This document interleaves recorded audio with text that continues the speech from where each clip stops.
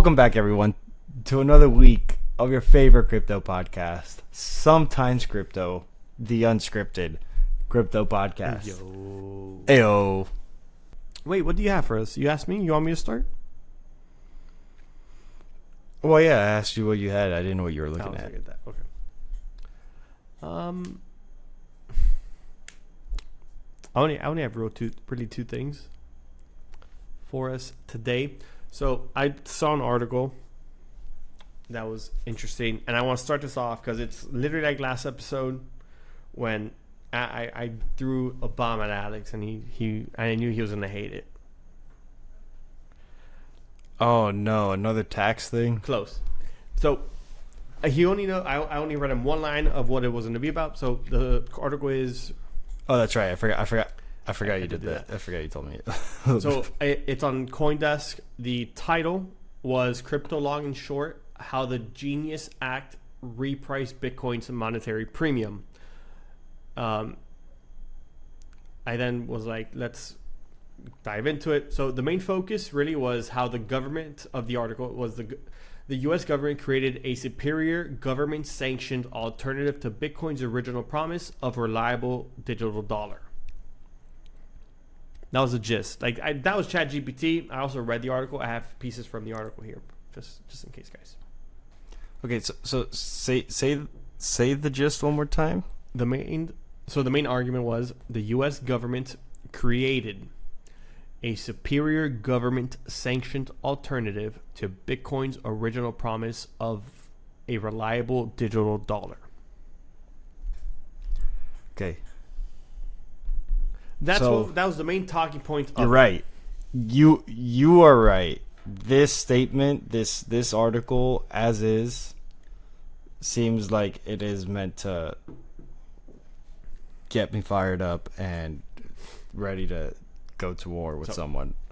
The only redemption that this article has in terms of gist is that it specifies government sanctioned. Yes. If it didn't say that, it'd be completely wrong. Those are the two key words that make this one article somewhat reasonable. Mind you, I haven't read the article. So, but superior dollar. Superior. Bitcoin's original promise of a reliable digital dollar. Yeah. So superior. It's doing what Bitcoin was supposed to do. Wrong. Is what it's saying. It's wrong. Yeah, wrong. I already kind of have to disagree. My position, I don't know what the arguments are, but my position is it's inaccurate. Okay. So you want me to read you 3 little paragraphs? Yeah, from this is a discussion. Absolutely, this is a discussion. I want the people to have some type of perspective onto what's going on. I believe it goes in terms of which came first. It's 1, 2, 3. I believe it's 1, 2, 3, meaning in order. The first one's the first, the second's the second, and the third's the third. If I am mistaken, I apologize. Within the Genius Act. Within the article in and of itself. These are paragraphs from the article. So that should be the order. Okay. So the first one is, there's an irony here. The crypto industry spent years lobbying for regulatory clarity. The first major regulation formalized a competitor that made Bitcoin's core functions obsolete. Whether the second major regulation gives it a new structural identity or confirms the old one is gone, is the question. No. I disagree. I disagree. It does not make Bitcoin obsolete. So if anyone doesn't remind you, it's essentially the Genius Act is the bill that was passed last year. I don't remember when, giving clarity on what stablecoins were and allowing stablecoins to be offered by institutions in the United States and being governed by U.S. regulations and all that, but while still being somewhat usable within crypto in transactioning. Yeah, because they're conflating cryptocurrencies, dollars and Bitcoin all together, and that's inaccurate. I'm with you. Yeah, it's inaccurate. You want me to go? Yeah. Yeah, I'll explain why. Yeah, after I'll explain why after you all of continue it. All with right, this. gotcha. Bitcoin didn't break because of a cycle, sentiment, or quantum risk. It broke because the U.S. government built a better version of what Bitcoin provided to millions around the world and signed into law on that date. The Genius Act regulated stablecoins with 100% reserves in U.S. dollar or treasuries. In doing so, it created a government-sanctioned alternative to Bitcoin, in effect shifting digital dollar demand from Bitcoin to stablecoins, which is what I said, literally. Yeah, that's inaccurate. The Bitcoin solves a different problem that the dollar does, that the dollar fundamentally has, which is inflation. But I'll get more into that. No, that I only had two because the last one is by requiring 100% reserve in the U.S. dollars or short-term treasuries. The Genius Act shifts the demand of digital dollars from Bitcoin and similar decentralized assets towards regulated stablecoins. Okay, so that last statement, I could say that it might have shifted some of the demand. Some partial shift of the demand. Sure. But it is not superior to Bitcoin in any way besides the fact that backed by the government. But the thing is, Bitcoin was made in specific opposition of the government, because when the government has control of your money and how it's used, how it's spent, how it's monetized, how much is in circulation, how much is taxed, etc., there's an obvious flaw with money, and that is centralized authority. Bitcoin solves the centralized authority aspect of this. Yes. So it does not make Bitcoin obsolete. It does not function better than Bitcoin, because it still functions the same way that it functioned prior to it being digitized. It's just now sanctioned by the government. That's the only difference. This digital format of the already existing dollar currency is just now digital and somewhat, for the most part, formatted and sanctioned by the government. But does not mean that it is better than Bitcoin. So if I remember correctly, within that same article, I read that it also, because the Genius Act passed, it made stablecoins so much more accessible and also backed 100% one-to-one with sanctioned U.S. structure, that it made the places that were very crypto forward just swap essentially from Bitcoin, all these other things, to just trade in what they originally wanted to trade in, which was dollars. That way they can have a stronger backing against their currencies. And they choose the stable coins because there is very low fluctuation in price, like in terms of buying power to that, and you don't have to deal with Bitcoin's volatility of 64% in not a uptrend. Yeah. So some of those countries were Nigeria. With the article, that they mentioned. I'm not gonna deny that the Genius Act took away like liquidity or had a shift into like stable coins. That is likely very true, and in all honesty, I don't want to say reasonable, but more so expected, because we have this government that has existed for 200 approaching 50 years. Where I think we're at 400. I mean, country found 400, so obviously it's shifted, but okay, yeah. Well, either way, the whole aspect of dollars being shifted, like the stable coins taking away attention, probably true. That it's not something that I'm going to argue because it likely did happen. But again, to say that the dollar functions better is just quite.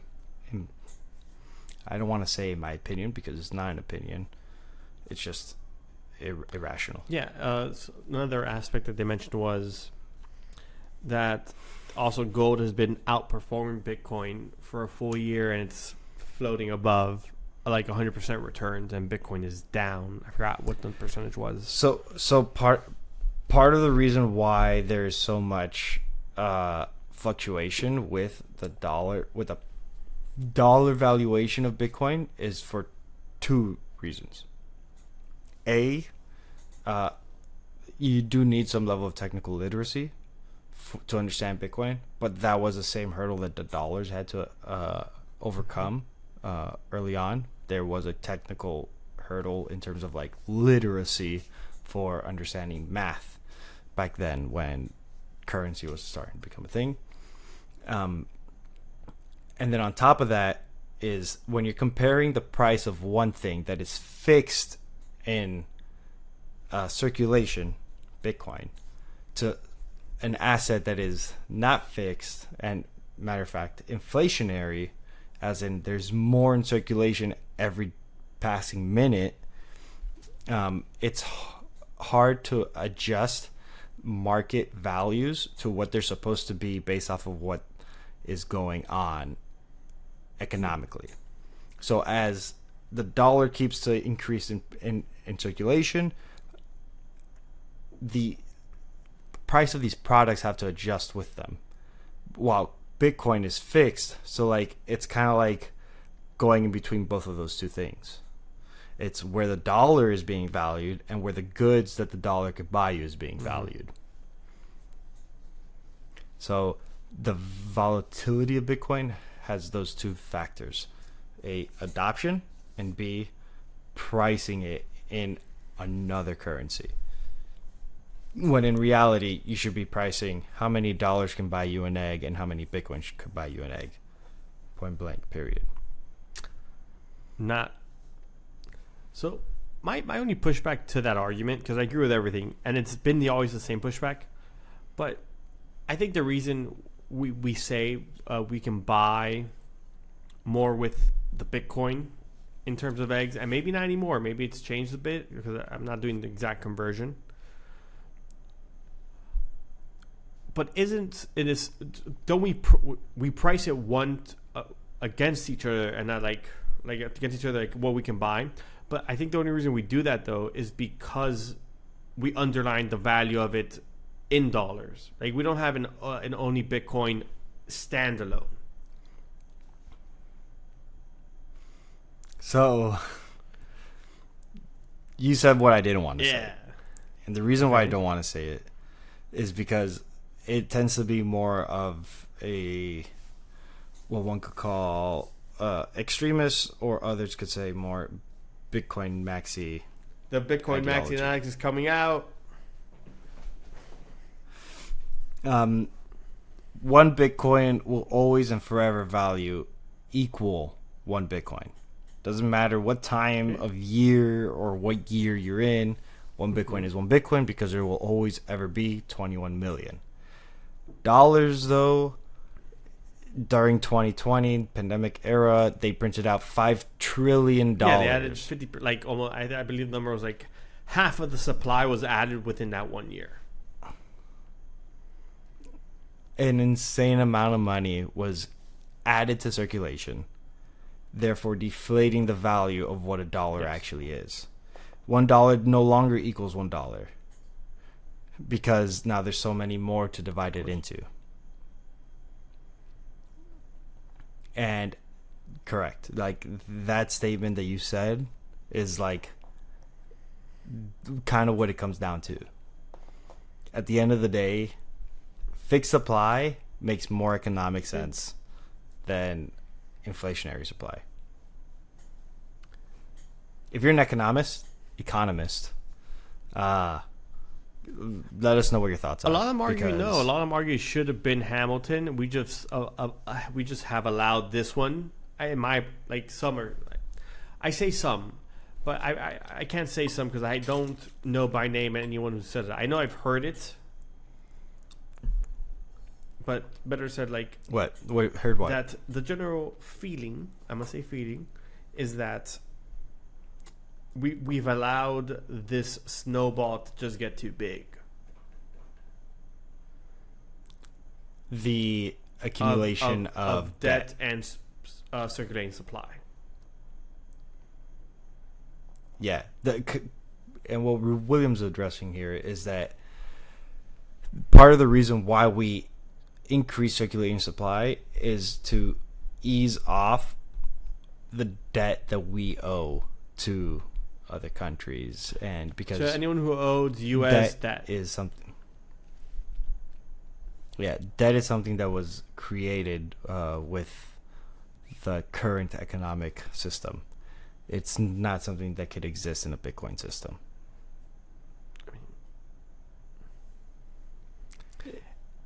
In a plain, vanilla, original Bitcoin system. I mean, no. It could, but it still could exist, but it would be wired way differently.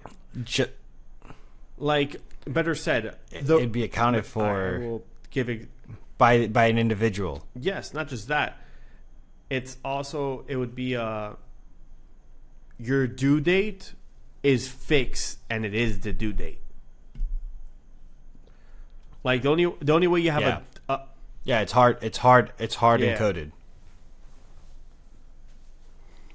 Because part of the reason why we increase our circulating supply is so that the government can have its own money. Be like, oh yeah, we have your $200 million that we owe you that we just printed out. So cool. This came out of nothing. It wouldn't even really be debt to a degree, right? But it would be like if we have a lease agreement that there is no late payment type of a scenario. On so-and-so day, you have to have the money. If not, you are evicted. Yeah. And things would have to be priced. We would have to, like, price would have to be reevaluated and subdivided. Like, we're going down to Satoshis to price these things. This is, yeah. Oh, no, 100%. We have to go down to Satoshis. And I'm talking about, Satoshis. Like, hundreds to maybe thousands of Satoshis. Yeah. But that's not to say that this is something that, like, oh, rent day is due. You got to go. If you don't pay your rent, that's not something that would necessarily occur to the everyday. We're saying person. More so like the way the system at large would have to be built. It's like you can't exceed the supply that already exists. You can't continue to grow. Yeah, the benefits that don't exist for the individual exist for those that govern. I wouldn't say just those that governs. Not on their individual lives, but on their work lives. Yeah, I mean, that's a whole like we're divulging. I think, but yes, I don't agree with the article. Diverging, correct. Diverge. My fault. I create words. We're from Miami. We create words. No. Divulge is a word. It's just a different I'm literate. Word. I'm misread, but I am literate. I know words. What's the difference? Yeah, you know the word. I use them wrong. So diverge. Yeah, you use them wrong. You know the word. You're using them wrong. Diverge means to go off path. Like you're talking about. I know diverging. A little bit different. Divulge means that you're giving information. You're just giving out. I used the wrong. It was the wrong word either way. I digress. I think might have been what I was trying to say. Or like. No, digress wouldn't go up. Whatever, guys. It doesn't matter. It doesn't matter. It's irrelevant. We're stopping the pod for something that's irrelevant. We're not doing this. We're not okay. So yeah, that article definitely something that I would disagree I with. would assume we both disagree with it. That I would assume anyone who understands Bitcoin and the way they look at it would completely disagree with it. Like we will all, Anyone who understands, we would Bitcoin. all 100% agree that in terms of what it did to the market in this time space, it definitely sucked liquidity out of Bitcoin. There's no disputing But that doesn't take away from the fact of we're not viewing it as dollars for dollars. We're viewing. It does not mean it does. Yeah, it does not mean that the digital currencies have surpassed Bitcoin. Stablecoins. In a practical sense. Maxis would say what you said. Digital you said dollars? digital currencies. You said currencies? Yeah. Digital I say currencies. stablecoins because some people think like other coins are. Stablecoins. Digital stablecoins is the anatomically correct word. I mean, you correct me when Correct when I refer to Bitcoin as crypto sometimes. So I think I have to correct you if you refer to. No. It's valid. It's a valid statement. Yeah. So you want to go? Or you want me to follow up? So I have two things also. One of them is more kind of like jokey, Gotcha. lighthearted, and the other is something that I would like to dive kind of deep into. So let me just follow up this. This is pretty short. I also read. Same CoinDesk. I don't have the name of the article. That's on my bad, but it's SoFi. They just launched their new stablecoin, SoFi coin, SoFi USD, not coin, SoFi USD. My fault. And it's just opening the market up to their 15 million users, getting onto stablecoins as well. Which interesting enough, I would say. It's fully reserved because they have to be. It's all regulated. It's all regulated what's inside the app. If you have stable coins, they're also FDIC insured because they're banking. They're essentially a bank. And once you sent it out the wallet, they're no longer FDIC insured.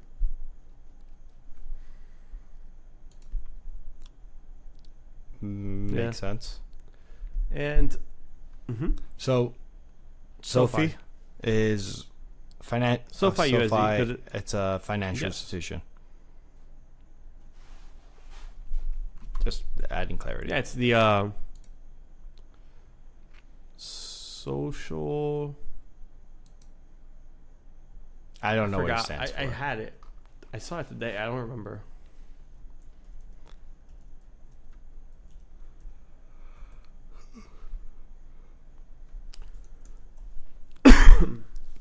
I don't see any explanation as to what SoFi means. Yeah, they're called SoFi, Social I would Finance. say. It's the company. Social finance. Okay, That's yeah. Financial institution released a stable coin, likely because of the Genesis. Yeah, Act 100%. Genius Act, yeah. Act. So they did launch it, which was interesting for banks. Maybe it's the first chartered bank, if I'm not mistaken, to offer stable coins as like an option instead of just dollars, like USD, and not like a digital dollar. Mm-hmm.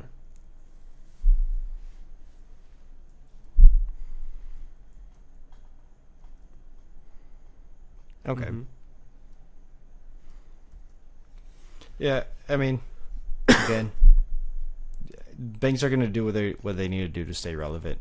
Part of the reason why crypto regulation has taken so long is because of their fear of losing power, losing some type of market control over the monetary system and the currencies that exist. So now that some regulation exists and they can operate without too much legal concern, or at least they understand the rules that they have to play with, obviously, SoFi, they're not going to be the only ones that are going to be launching stablecoins. They're just the first bank to do it. Yep. Which is I would say interesting, because even though it is another thing, I would assume it's bold of them. Like, but it also makes sense that it's not a large, crazy bank either. It makes 100% sense that it's not both. Huh? It's not Bank of America, yeah, Chase, Wells Fargo. Not Chase. JP Morgan. It's the correct term. Yeah, JP Morgan. Yeah, I mean, a little off topic, did you know JP Morgan and Chase are two separate entities?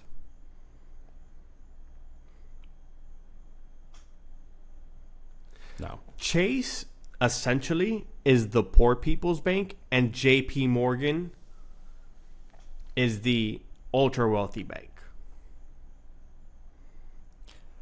That reminds me of I want to say like Goldman Sachs or the other one. Ultimately, banks they all have different banking institutions for different wealth classes. Which I found that I think this was, I heard this on the podcast. I think it was Ryan Pineda podcast. Either way, I'm sorry to interrupt, but I just want you guys to not forget, and this might actually hurt our views a little bit, but we might have to say it. JP Morgan was caught transferring containers full of cocaine. Yeah. Overseas, and they did not face any financial or criminal charges. I think they paid a fine.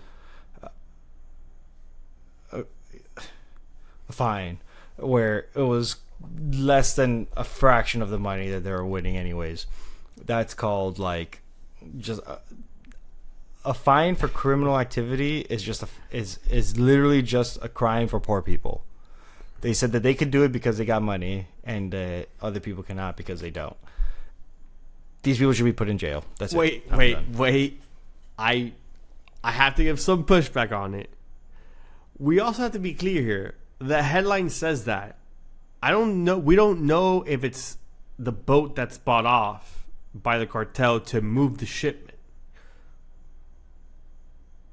I say that because Kim Kardashian's skim shipment that just came, I guess I think it was a week ago, was caught with cocaine in it as well. Obviously, it wasn't entire. It wasn't. And you're saying she should also be arrested for bringing the cocaine?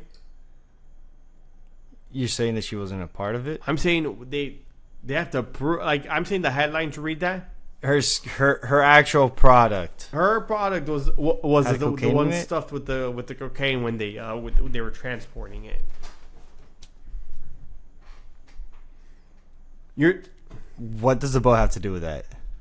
The boat has nothing to do with that. What I'm saying is who packed the product? The boat. I'm saying is the captain is on the ship. They can get paid to smuggle it. Yeah, I'm not talking about the captain. No. But the product had cocaine in it. Yeah.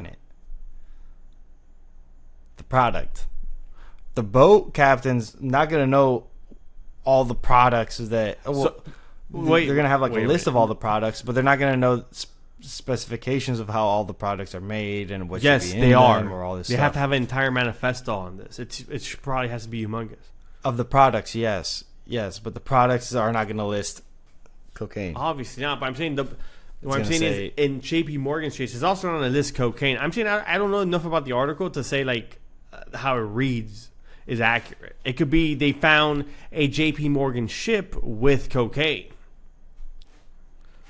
Look, if JP Morgan was transferring the cocaine and we're not liable, like it's not their fault, why pay the fine? If they're innocent and they're truly innocent, you got me. You're right. No. I just say that's not yours. I don't know how that work, but you're right. No, you're 100. Paying the fine to me makes it look like you're just you're in the wrong, and the government's giving you a way out. Wait up. I'm agreeing. I'm looking it up.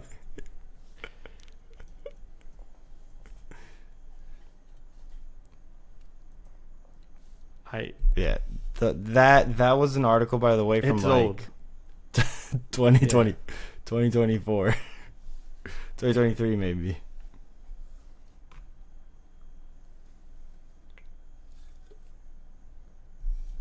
Oh, so we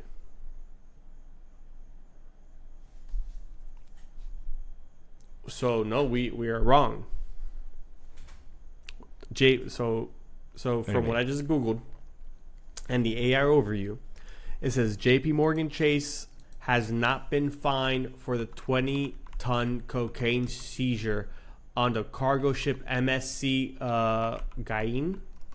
Although the vessel is technically owned by a fund managed by J.P. Morgan Assets Management, the bank has no operational control over the shipment.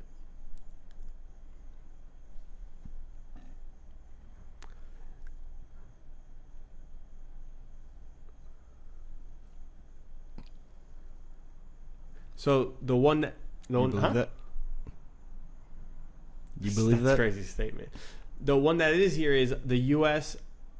regulators for failure of monitoring the trading activities of clients and employees. It looks like they were fined for that, like for those things. But I don't see anything fined for that. For what you're saying. Let's see. I'm going on CNN. Cargo ship owned by J.P. Morgan Chase seized by U.S. with 20 tons of cocaine. No, it doesn't say anything about being a fine here. Okay, so here I see again different AI Do it. thing. This is Gemini? Grok. Braves. Brave. No, Braves. Let's Leo. go. So I searched up JP Morgan cocaine. In June 2019, U.S. authorities in Philadelphia seized nearly 20 tons of cocaine with an estimated street value of $1.3 billion from the cargo ship MSC Guyane, which was owned by Transportation Strategy Fund managed by J.P. Morgan Chase's asset management arm. There were 6 arrests involving crew members that were charged with conspiring to possess the cocaine. The ship was temporarily released after JP Morgan and MSC paid $50 million in cash and bonds. So JP Morgan did pay. They bond the ship out. Yeah. A bond, yeah. This was the largest cocaine seizure in the U.S. Customs history at the Philadelphia airport at the time. So I think we were maybe confused on the bond aspect. Maybe. Yeah. I didn't remember it. I Nonetheless, thought that was fine. It could have been the bond. Yes. Yes, we might have been mistaken on the fine, but it was owned by JP Morgan. And it was $1.3 billion street value. Nah, dog. Pablo Escobar was moving cocaine like a maniac. What are we talking about? And he wasn't working with the banks. Yeah, because the banks already had their own shit going on. Come on. That's a crazy thought. I'm not going to say it can't happen, but that's crazy if that's what happened. I don't know. Here, what is it? Here, believe half of what you hear and... Or believe none of what you hear and half of what you see? Something like that.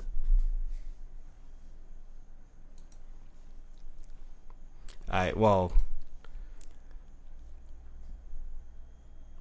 could go over to some lighter topics. And by lighter, I just mean like something that looks more aesthetically pleasing. Because I found a new website, and by I found, I mean like I was introduced to this website. And it has to do with the topic that we talked about previously. also a while back. We've been doing this for a while. So, Pizza Index. It's got a page now. We have. It's Pizzint.watch. We have talked about the pizza index multiple times, or not the pizza index, the pizza theory. Correction. Index. It has always been an index. Yeah, it's an index. You're indicating whether or not the U.S. government is under some type of defense turmoil. Yeah, national security threat. So as of right now, yeah. So I have this website, by the way, developed and made by, if I am not mistaken, what's that? Polymarket? That's what you told me before. Polymarket right here, powered by Intel by the Slice, powered by Polymarket. Nice. It says it right here, as you can see by the pizza cursor. So this is showing 6 of the closest pizzerias to the Pentagon and how active they are. Apparently, there's extreme activity located in 3 of the 6. However, these 2, Extreme Pizza and W the Pizza, We the Pizza, have high activity, but their bar does not show as high as District Pizza Palace. In fact, it doesn't show at all. So I did go in there, so the initial index that we talked about was someone on Reddit, or I believe it was Reddit, maybe Twitter, specifically going into the Google Maps and checking how busy a pizza place is, and correlating it to news by the Department of Defense, now known as Department of War, and seeing if there's some type of correlation. Apparently there was. This website does not seem to be completely up to date, or high API calls. It doesn't update very frequently. It's not snappy, or not frequent, and it's not snappy. It does not accurately depict what's going on if you were to go to Google Maps. Earlier today, I was looking at it, and Domino's was super busy. Next thing we know, it was quiet. We're like, what just happened? Domino's just died off. But this website is quite funny. It also has tabs for the other one that we saw, the gay bar report. Okay, which one was that one? I don't remember this one. It was another. This is another theory that someone posted, saying that it's funny how you see a positive correlation with how active pizza places are when the Pentagon has something going on, and you see a negative correlation with gay bar activity.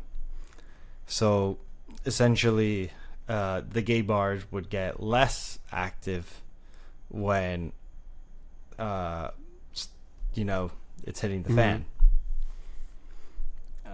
In this particular case, it looks like this website's following 2 specific bars, and there's 2 other radars. So over here, Gentleman's Dispatch, similar, but looking for gentlemen's clubs and how busy they are. And this last tab I thought was quite interesting, because it kind of seems similar to something that we were talking about last episode. This is the HormuzHub. So this page right here is specifically covering boat activity. I'm assuming tankers and shipment activity for boats within the Strait of Hormuz, and letting you know what's going on with them. I haven't given this page too much of a look, but this kind of covers similar to what we were talking about with the Bloomberg terminal. Yeah, I remember. How all these ships are like sharing information with whatever organizations they need to. Those organizations likely have APIs, and the Bloomberg terminal is just paying money to get information from those sites. Or they're doing their own research for it. Doubtful. But it's likely through there. Yeah, it's likely going through those APIs.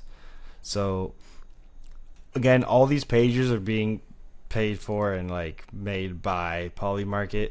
This is likely to help facilitate some of the Polymarket trades. The gay bar one's crazy because, as we know, yeah, that one down is kind so of. It's less active, right? Gentlemen's Club as well.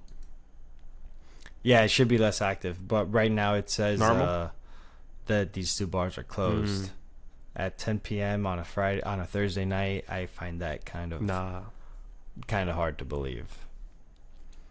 But then again, I don't have much experience to go off of, so can't really tell you if they should be open or not. You know what I just remembered about? Yeah. I'm sorry, I got off topic. No, continue. No. Is it really off topic? Good amount. So like this website, I just thought it was mad funny to look at, and then someone told me that there was a game on this, and I happened to come across it because we scrolled the entire website and we're like, oh, it looks like they took the game out. I was like, okay, cool, it looks like they took the game out. But then I happened to click on Pizzint slice control over here, this profile picture over here. It even got like a mini game. This is a funny website, probably extremely vibe coded. So it says slice control mission. Secretary Pete Hegseth, you must secure the incoming pizza supply to maintain Pentagon readiness. Catch pizzas to gather intel and boost score. Avoid red missiles. Do not drop pizzas. Oh, you're eating pizzas? It's a little mini pizza. Yeah, it's a little game where you gotta like go. Oh, no. Yeah, I don't know how you missed that one. You gotta like just. You gotta avoid the missiles. Yeah, avoid the missiles. You can't avoid the missiles. That's crazy. Like, bro, those are but I'm saying they're really hard. They're intense. Like, you have to go to the corner and like yeet him. Yeah. No, you're dead. You gotta eat it back. Oh. I got hit. Yeah. So like, yeah, these missiles come at you, dude. They go straight up 90 on you. Yeah. Yeah. So, yeah, this game is part like I just missed that. No, you're dead, and now it's raining missiles. Now, what do you want me to do? Oh, but these don't follow you. But these don't follow you. Yeah, but I already lost the game. There's a new grid. Oh, there. You lost? Yeah, because I dropped too many pizzas and got hit by too many missiles. The pizzas look like the Dodger. Oh, there's a leaderboard. How did you do? 1,500? Those are your points, or is that your scoring? People hit 50,000. That's my final intel score, 1,500. And what's these people got 50,000? I don't believe this. Someone who got 50,000. I just thought this was funny, do guys. A live and show us that. I just thought this was funny. Wanted to show you guys. But yeah, what were you reminded of, William? So you remember how you said, "Oh, those two bars are closed." I don't remember. Like those two bars are closed. It's a Thursday, whatever. It reminded me. We went. It was an event we went to, and someone we spoke to was creating an app for bars. And on those bars, you can see a lifetime, like screen, not screen, but like a dashboard of like how busy is it, how many people, what's like, is it packed, how's the environment, and so his idea was if you're on like a block and there's multiple bars, you can see from just opening the app and they're our partner with him, you can see like what's the poppin' club or bar. Yeah, it reminded me of that guy. I remember that. I wonder if his app has it's done, or if he sold it, or if it went to we were. I remember where we were when we were talking to that guy. Blackbird? No, close though. We were in Brickell. We were at this place called Red Bar. Oh, we were at Red Bar. Yeah, I just remembered. I've never gone to Blackbird. I don't know why I said Blackbird. I'm an idiot. I'm an idiot. I just thought about that. I'm an idiot. I've never been to Blackbird. I said I don't know why I said Blackbird. That's fun. We've only been to Red Bar. We've gone multiple times to Red Bar, actually. That's funny. Yeah, Red Bar is a spot. You're right. Spot. It was for a I feel crypto that's conference. right. We also talked to a real estate dude who was in crypto or looking into it. Yeah, there was like a lot. There was a lot going. There was a lot going on in Miami at that time. Not to say there probably isn't a lot. We're going just on. neither one of us is in Miami. Yeah, so we can't say. really, attest. That's funny. Yeah, that's what it reminded me of. Continuing. So, the other thing that I have to talk about Doom and gloom. is the it's I wouldn't call it doom and gloom. I would call it a form of spiritual advice opposed by a spiritual leader. Okay. He told me about this. I forgot. It's it's an encyclical. That's what it was. By Pope Leo. The G, because he's an American. America's on the up and up. I'm not going to say American because America is all of it. The United States of America.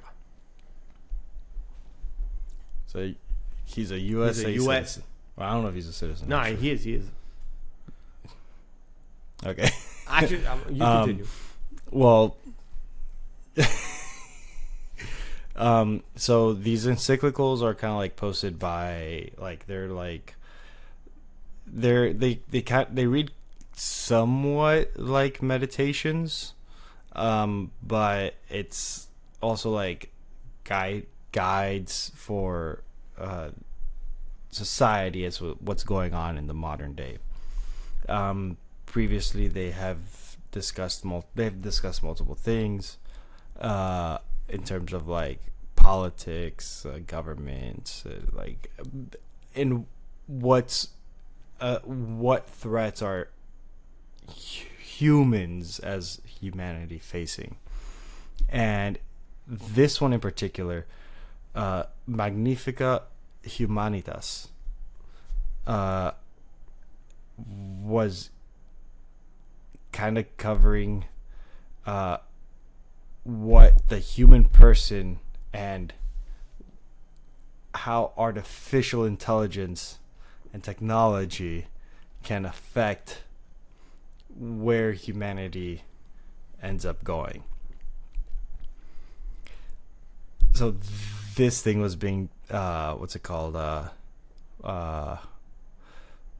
What's that thing that happens in government where people try to get something off of docks or on docks by organizations? Espionage? This is a term. Lobbied. So essentially, a lot of these AI companies and tech companies were lobbying the Pope to not post this. Yeah. This guy raising his hands every time I talk. Continue. I don't No, know. tell me. I say it because I think it's funny that you think that you have to raise your hand and not just interrupt me. This is a podcast, a conversation between me and you. That's, I try to be. Not saying that. I try to be courteous. I'm not saying that. Courteous. No, now I'm interrupting you. Shut up. Stop talking. Stop talking. No. What I was going to say was, one, that's interesting that he put AI as a priority. And the other thing I was going to say was, I'm curious to know what the other popes throughout history have put as their priorities in their times. And do any match social, like have similar social issues and structure, like not in terms of all of it, but specifically the AI part. If there's anything like similar in like feeling to AI. So this thing's quite long. There's 5 chapters total. That's a full-on book. Yeah, there's. That's a full-on book. That's a book. Depending on how big the book is. 200. It's like 245 paragraphs long. I kind of like. Yeah, I've been reading like mostly like the ones I thought were like relevant, and specifically the ones that like directly quoted AI, and the ones that caught my attention. And from what I've seen so far, granted, again, I did not read the entire document. Yeah, it's quite long. A small book is anything between 300 and 600. Like just to be clear here. Okay. Okay, so 300 and 600 paragraphs. Okay, so yeah, it's practically a book. Anything in government that they drop is not a document. It's a book. It's a small book. So, he did mention previous like popes and saints and like what they've said, and he seemed to have given whatever twist possible to keep it aligned with his ideologies without discrediting them. Okay. So like he would include things that a previous pope or a previous saint has said and be like, oh, this is what the person said. Not knowing what the current Pope Leo is thinking, one could assume one thing, but then Leo goes in and says his interpretation of it on the modern world. And in my perspective, based off of what I've read so far, he does seem to be quite I want to say progressive. He's a very progressive pope in comparison to the. Yeah, he does seem to be quite progressive, and in ways that I would not disagree with. Like I think that in ways that I would agree with, for the most part. Hasn't said anything that I thought was controversial or damaging to what the Catholics believe, or damaging to what a reasonable person would think. Like those are usually things that people would consider to be on separate sides of the spectrum, but I think Leo does a pretty good job at unifying those perspectives. Alex is voting for Pope Leo for president. Can a pope be a president? That's crazy. A pope would not run. A pope that would wasn't not my run question. For president. Is a pope allowed by the popehood to be a president? What do you think? Before we Google that. It's funny that you bring that up, because earlier today, or earlier at some point, probably today, yesterday, or one of the last 2 days, I thought the opposite question: can a president be pope? Or an ex-president? We're the president. So, I would say yes, as long as they meet all the requirements. We're stupid. Why? Because the reason you can't be both at the same time is not this. Oh, okay. Not at the same time. I wasn't expecting at the same time. So I was thinking you do one, then you do the other. Yeah, so you have to do one or the other first, because they're both independent states. Like they're both independent beings. That is true. Yeah, the Vatican is its own nation. And then usually the popehood is till death. Yes, you can be either or at different times, but yes. That's that. So find that hard. I find that extremely hard to happen. Because pope is until you die, right? Essentially. Usually, yes. It's Can you renounce popehood? It's occurred 2 times. Okay, so you can't really renounce popehood then, but you can. You can't really renounce it. You can, but Yeah. you can't. Like it's not something that. So we would need a person to be president first to then be a pope. And I think that's why I thought of Yes. president. Is I was like, oh, can someone be president and then be pope? Yeah. That's the only way you can get that. But yeah, president of the United States first, then pope. But we had our first American pope, so that's gonna be a long, very long time. Yeah.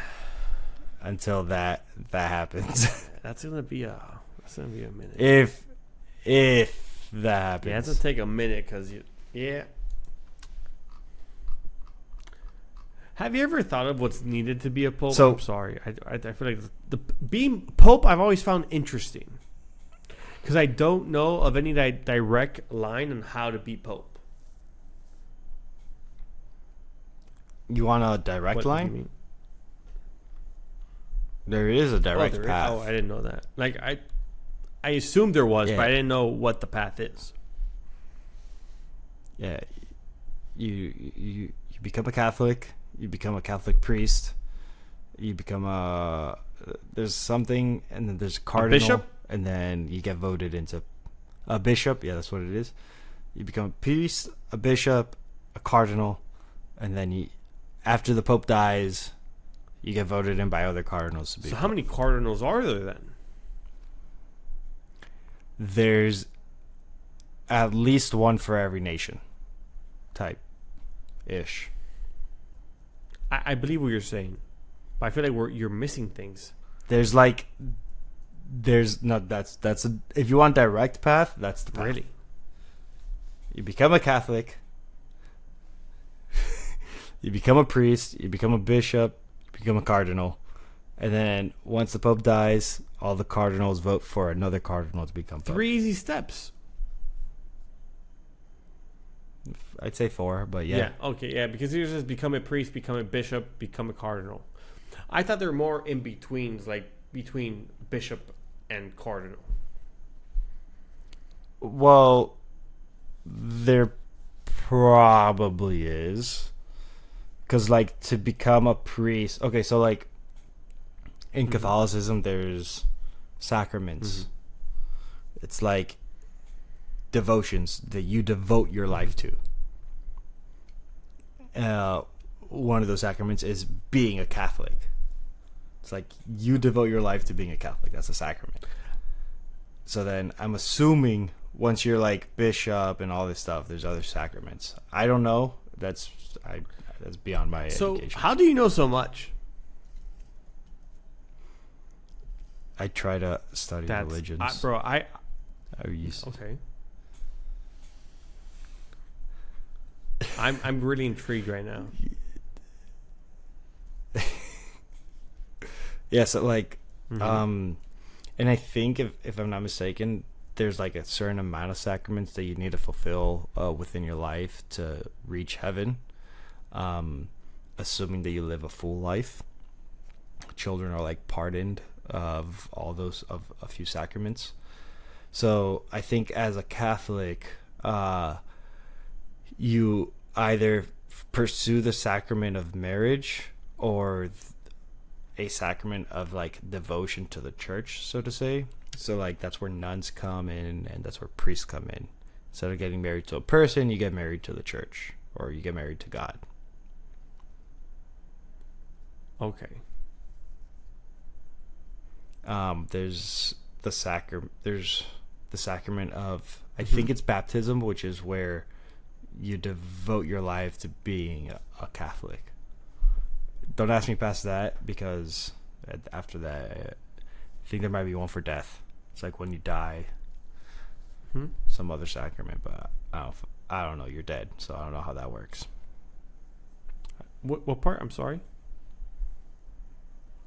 So, I think that there is a sacrament that you fulfill when you die, but that's like an after death or upon death type thing that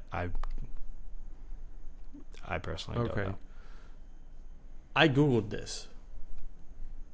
I didn't Google what you're talking about, but I googled how long does it take to become a pope.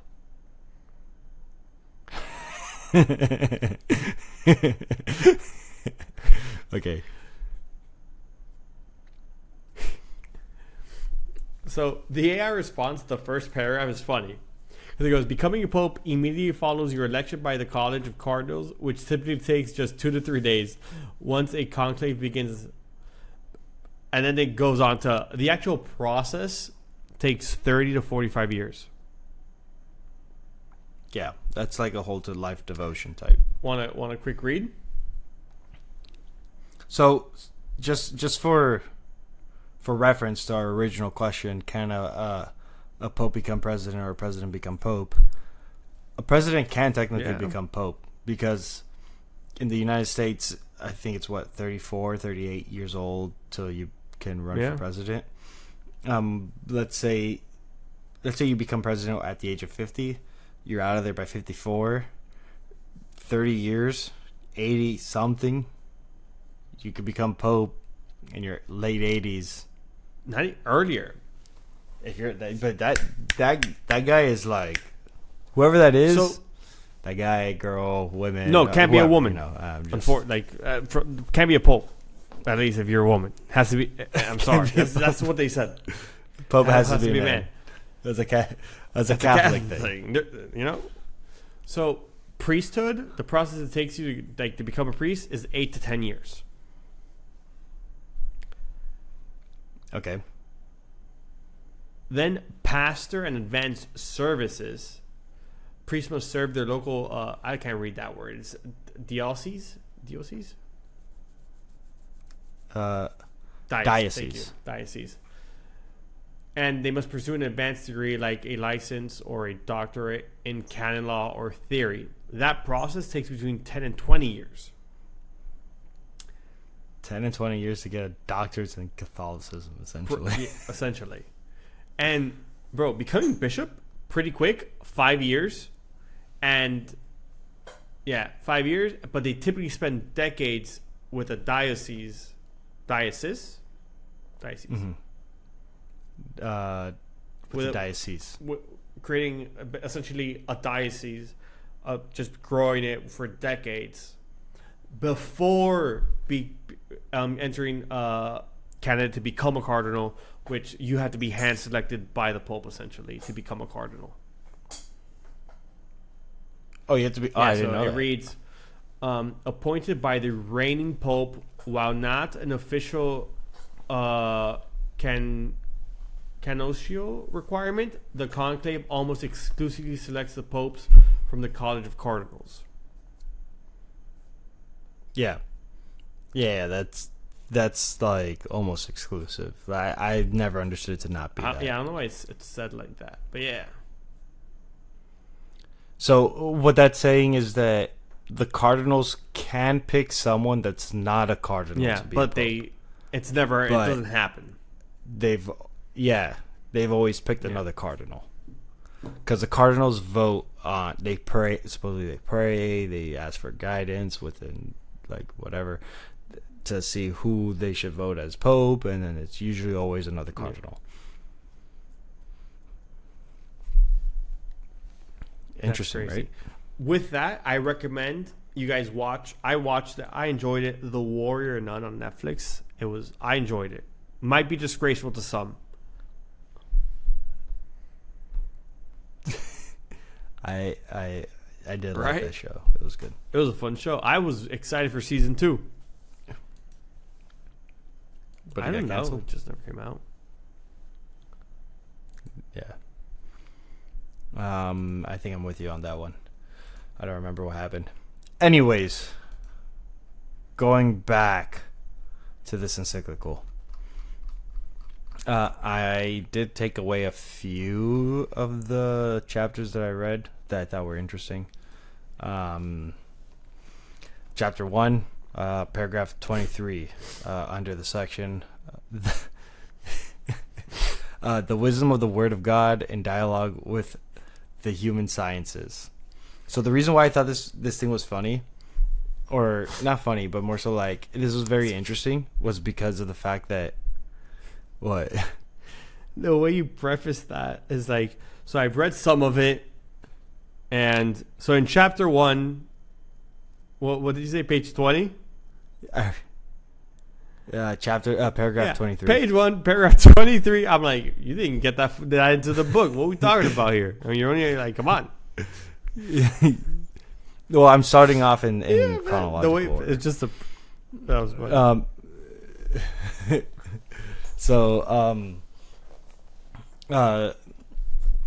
What I thought was interesting about this whole thing was that it really did talk about AI and how he explicitly said, he's like, I'm no expert, and anyone who tells you that they are an expert, although they can be considered an expert, they don't fully understand what's going on. This is a brand new realm of study, and that they are still actively trying to figure it out. Anyways, paragraph 23, chapter 1, the wisdom of the word of God in dialogue with human sciences. The church regards all who sincerely seek truth, goodness, and beauty as companions on the journey, and considers them as precious allies in defending the dignity of every person and in caring for creation.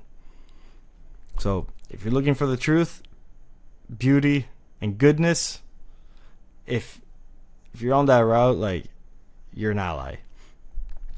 Adopting the pastoral approaches of the Second Vatican Council, which invites us to listen, discern, and interpret the signs of the times, and enlightened by the wisdom of the world, the Church is not afraid of encountering human knowledge.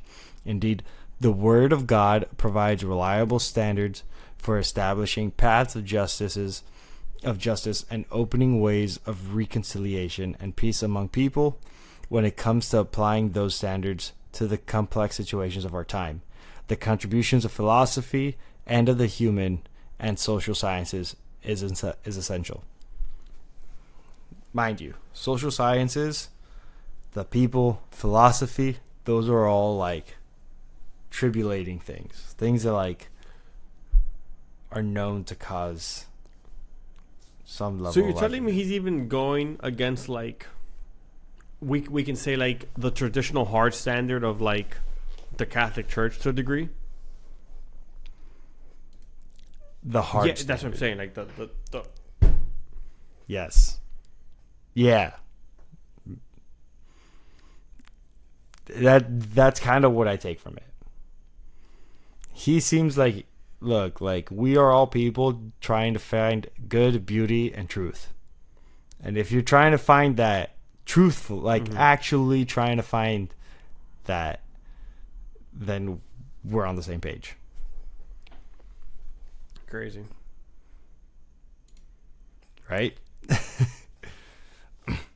And these are the reasons why I picked out some of these chapters. Chapter 1. Moving on. Paragraph 24. Moving on. Social doctrine as as shared discriminant. So this one in particular I thought was interesting. Because it's I'll just read it. Truth is a gift to be shared, not a possession to be monopolized. I find that to be a bar. Truth, mind you, I did cut is off meant some, to be shared, not to be monopolized. Truth is a gift to be shared, not a possession to be monopolized. I took out the extra words.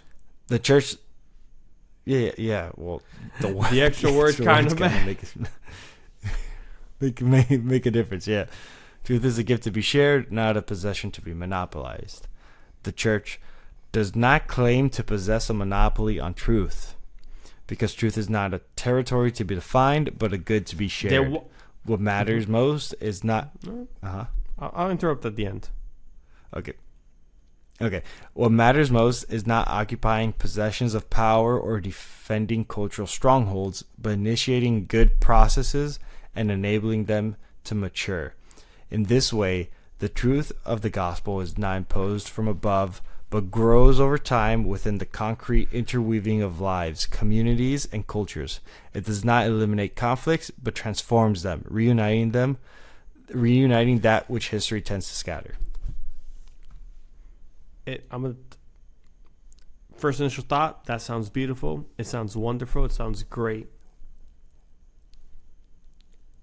If that's what you feel in your heart, then show us what's in the Vatican archives. All of it. No unrestricted areas.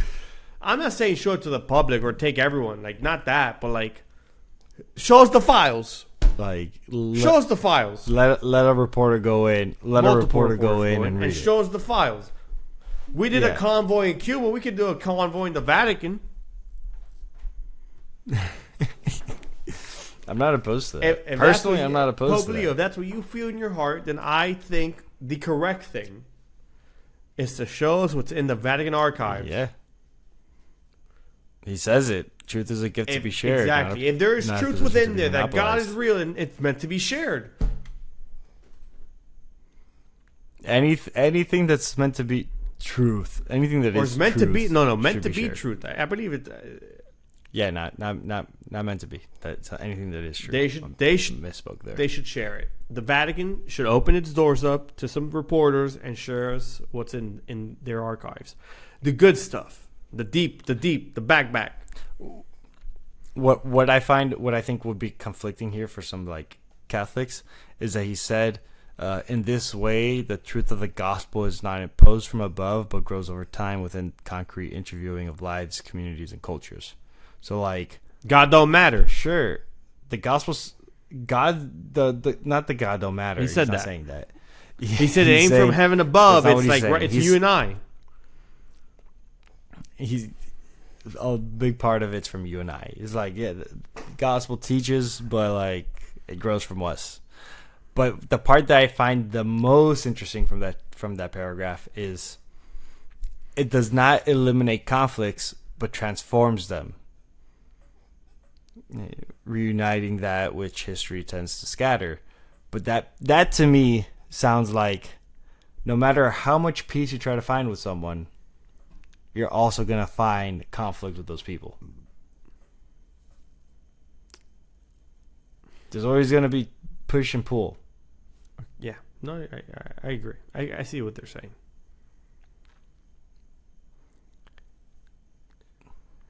Just like Palestine and Israel. Yeah. I tried though. I'm sorry. One might say that's. I held that in. I tried, dude, but my brain. Intrusive thoughts won. I'm sorry. I apologize if that offended anyone. But it's kind of funny. We all thought it. So, yeah. So I noticed that we're currently at an hour and 20, okay. And I haven't touched upon the AI stuff. We could potentially leave this for next episode. The AI specific. Why do you want to stuff. cut it? I'm just curious to ask. Okay. I don't know. I'm just wondering where you're at.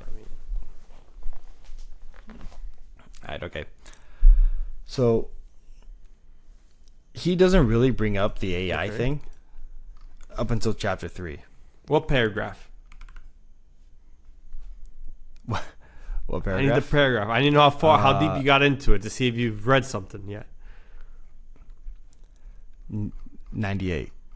Okay, I'll give it to you. You're at 100. You're in it now. I didn't read all those paragraphs. I know. Though. I know you skipped. You sped. You speed fast. You read fast. I mean, Jesus. Yeah.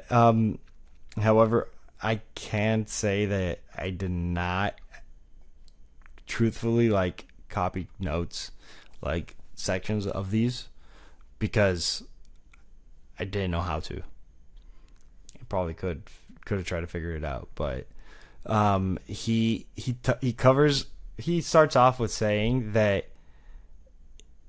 it's not his intention to cover AI in its totality, because there's too much going on with what AI can possibly do, what a person is, what the common good is, all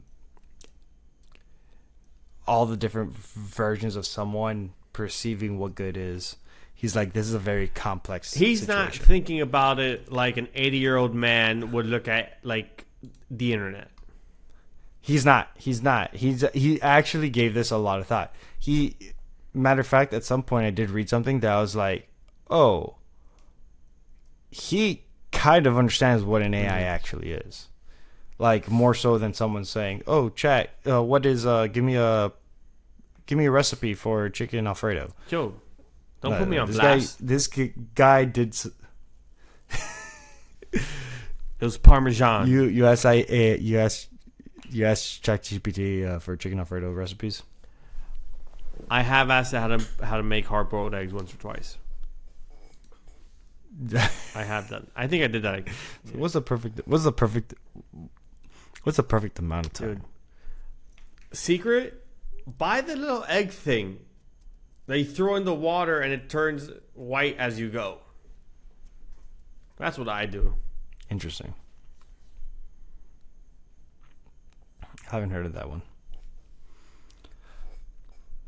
But so like he starts off with saying all these warnings about like how AI advances fast, how people who are making them are still studying them and they don't fully understand it, how whatever warning you give about an AI today might be outdated tomorrow. Yeah. So he's somewhat hesitant in like letting you know it's like, look, this shit is fucking booking it. And he's not saying that it's bad, but he's also not saying that it's good. He does say that it is like to some degree a tool that can be used for good, but if it's not done correctly, and if we focus all of our attention on optimization, it's gonna go south real fast. And I think that's something that he reiterated multiple times. It's like, optimization means nothing if you don't know what you're optimizing for. Because if you're just optimizing to optimize, then you're kind of missing the plot. It's like, cool, you're optimizing so you can get more work done, but then you forget what it means to be alive, to be a human, to experience life, be good, share happiness, spread beauty, etc., etc. It's like, if you're just optimizing to be more efficient, to get more shit done, but not necessarily spread beauty or spread love, spread happiness, then it's like, we're just assimilated into this machine. Like, what you said, kind of like Andrew Schultz, comedian we've talked about multiple times on here. He has like a very similar sentiment to when he does stand up. He goes, I take a break every so often because I need to live life to have something to tell jokes about. And he's like, Exactly. yeah. He goes, I can't go with like, if I need to experience what's going on to be able to continue writing things that are, I would say, I'd like to a degree, whether it's funny or not, opinions like of Pope Leo, like explaining what's the current climate and these things that are happening. Yeah, you can't lose sight of the plot. Is like the main, from what I've read so far and from what I was gathered. It's like, Schultz, you gotta live life. Like, it's not just about focus, hard work, optimization. And I think that's for the most part what I've gathered this encyclical to like kind of cover. Enjoy the journey. Don't get lost in the journey. Don't get lost with the end outcome. No, like, we just said you lose the plot. It's not. Okay. So like, with like, don't make the destination the goal. It's the journey. Okay. That Yeah. matters. No. Okay. Should have said it the right way. My fault. Whatever. Yeah, because it's like you're going for this, but like, why are you doing that? Just to do Correct. that? And then what happens when you get there? You realize that there's other things you can fix, and then you fix that shit, and then you to that credit of don't get lost in the journey and being like, as you just said, hyper efficient, all these things. We've talked about Alex Ramosi multiple times on this pod. I think you should know that there was a point in time when he's publicly said, like, I don't want to have kids, or I've told you this at least, that they're like in the relationship they don't want kids. They've discussed it, whatever. And they just announced like they're gonna have a kid. So to the credit of don't get lost in journey, at least for him, he was like, I've already done this. Whether Max and mine is, they came to the agreement where like, oh, maybe there's this other aspect of life that needs to be lived on this end that we can also do. And they came up to that decision on their own how many long ago. It's cool.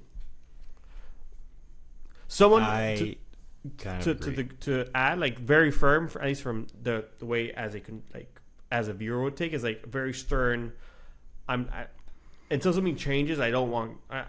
He didn't want kids from the way he talked about it. So cool to see that top and be like, not make a big deal. It's just like, oh, this happened, and like ghost.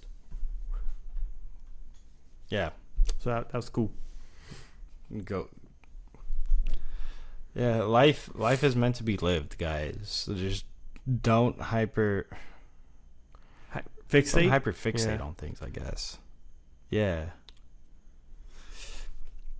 This encyclical is quite long. I haven't read it fully to myself. Some of it's quite interesting. I would recommend reading it, checking it out. I've seen a handful of different groups reading it, like by like chance, like, oh, like this particular two individuals reading it over coffee and just making a day out of it. It's interesting. It's a piece of work coming from one of the highest positions of like philosophical, spiritual like spots that you could come from. So I think it's worthwhile. It's like reading something that the Dalai Lama wrote. I feel like that's something that's of high stature. Even if it's not something that you necessarily like, I'm not saying go into it expecting for your mind to be changed or to convert. I'm not trying to do that. I just think that education and knowledge is interesting, and that the more information that we have to base our perception of reality and what is truth, the easier it is for us to do so, and the more equipped we are to face real world challenges. I think it's a good read. It's interesting read for sure. It's an interesting read. It's long, but it's interesting. Yep. So with that, I got nothing else. Oh, I had one last thing to tie it off. Breaking news: Jeff Bezos' rocket that they were just going to test fire just now blew up and destroyed everything. Oh, what do you mean destroyed? Like everything in where it was around, like where it was taking off, destroyed. Huge explosion. That did not work out well. No, then. not at all. Do you have a video of that?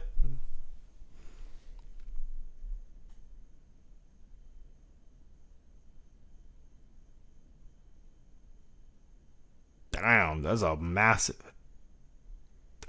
massive explosion. Yeah. Insane. Damn it, Martito, can you please blur everyone that I was just showing? Por favor. Thank you.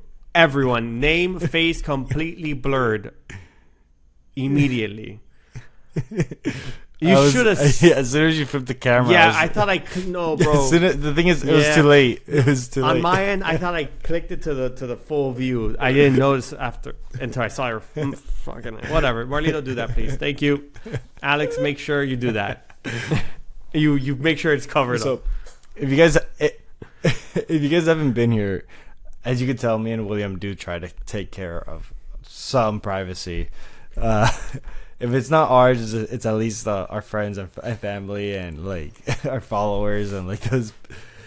So there's been times before where I've like straight up shown information. I was like, "Oh, that's not good," and we try to edit it out. Yeah. Of the What a podcast. Mind you, it's not like we don't have our Instagrams public for the most part. You can go on and like see everything, but it's different from showing like the. I don't know.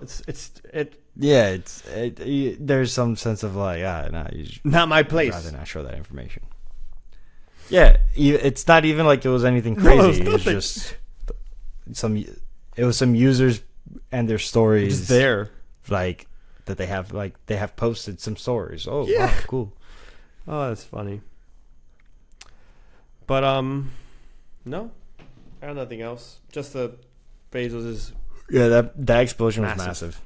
Crazy. Hopefully everyone's okay, by the way. Massive. Hopefully no one's injured, or hopefully everyone's okay. It was probably unmanned. Well, I assume it's unmanned, but like how close are people like to potentially get hurt? I mean, I assume it's like super far, but like maybe a bird died, unfortunately. Yeah. Maybe more than one bird. Right? And maybe more than just the bird.